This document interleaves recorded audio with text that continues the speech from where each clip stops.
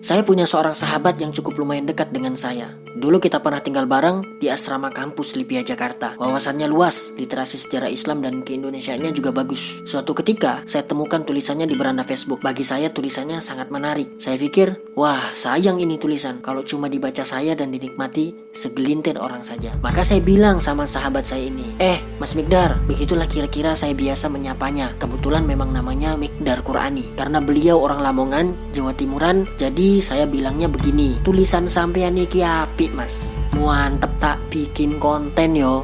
Dan alhamdulillah beliau mempersilahkan. Kira-kira begini tulisannya, judulnya Keberanian yang Penuh Cinta. Perang Uhud telah usai, perang yang menyisakan banyak pelajaran bagi kaum muslimin.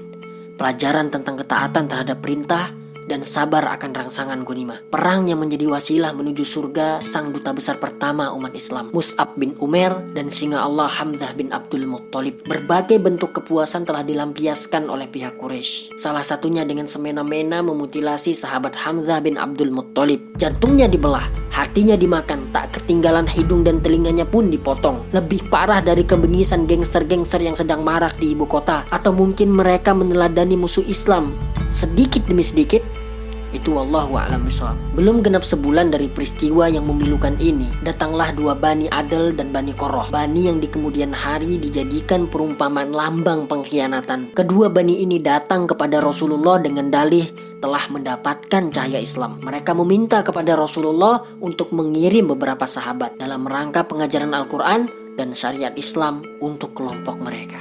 Ditunjuklah 6 orang da'i dari para sahabat. Mereka adalah Khalid bin Al-Bukhair, Asim bin Sabit, Zaid bin Al-Dusna, Khubayb bin Adi, Abdullah bin Tariq, dan dengan diketuai oleh sahabat Mursid bin Abi Mu'rid Al-Ghanawi. Namun air susu dibalas dengan air tuba. Niat para sahabat mengajarkan Al-Quran dan Sunnah malah dibalas dengan pengkhianatan yang bikin resah. Ketika sampai di wilayah yang bernama Ar-Raji, mereka memanggil kaum Huzail untuk menyerang para sahabat Nabi. Mursid, Khalid dan Asim menarik pedang dari sarungnya, melakukan sebuah perlawanan yang berujung syahidnya ketika sahabat Nabi tersebut. Adapun Zaid, Khubayb dan Abdullah telah melakukan hal yang sama. Mereka melawan, mereka berjuang, akan tetapi mampu ditumpas oleh sang musuh dan berhasil dijadikan tawanan untuk dibawa ke kota Makkah. Namun di tengah perjalanan, Abdullah bin Tariq mampu melepaskan ikatan tali di tangannya, memberontak dan berujung syahid. Tersisalah Khubayb bin Adi dan Zaid bin Al-Dusna. Ketika tiba di kota Makkah, Khubayb bin Adi dibeli oleh Hujair bin Ihab, sedangkan Zaid dibeli oleh Sofwan bin Umayyah. Tidak menyia-nyiakan kesempatan emas untuk melampiaskan kematian ayahnya di perang Badar, dibawalah Zaid keluar tanah Makkah untuk dieksekusi. Orang-orang Quraisy pun mengerumuni Zaid bin Al-Dusna untuk bersama-sama menyaksikan detik-detik terakhir kehidupannya. Salah satu dari mereka adalah pentolan Quraisy, Abu Sufyan bin Harb. Abu Sufyan pun bertanya kepada Zaid, "Wahai Zaid, kami minta engkau bersumpah untuk menjawab yang sesungguhnya. Apakah kamu suka kalau Muhammad menggantikan posisimu ini dengan kamu duduk dengan tenang bersama keluargamu?" Maka Zaid pun menjawab dengan tegas, "Demi Allah, kami tidak suka Muhammad di tempatnya tertusuk duri yang melukainya, sementara aku dengan tenang bersama keluargaku." Abu Sufyan pun membalas perkataannya, "Sungguh kami tidak pernah menemukan